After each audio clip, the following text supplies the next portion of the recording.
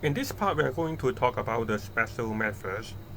The special methods are always preceded and followed by double underscore, and these methods are automatically triggered by a program executes. And this, just like this one, you have uh, double underscore and double underscore in here.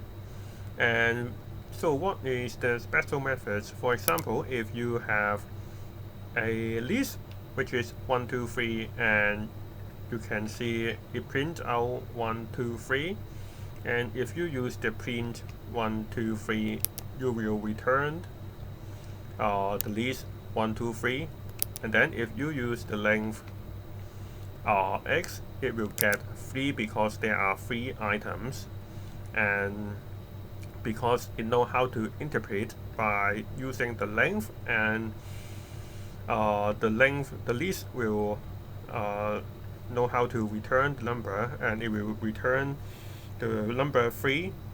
And if you use the delete x, it will delete the variable x, and now you cannot see the x here. The x is not defined. But for the class, if you create an object like user, and here you can see we have created Tom is equal to user Tom, and his age is 18. And then if we check the length of Tom, and then we execute, and there is type error because the user has no length method. And then if we print Tom, it also cannot return anything. It just returned the user object. So if you want to define what it will return by using the print method and also the length method, you can use the special method. We can use the special method. For example, this is double underscore, and then we put the string here, and then we return the hello, my name is self.name, and I am self.age years old. So it will return, for example, in the Tom case, it will return my name is Tom and I am 18 years old. And for the length, it will return the age.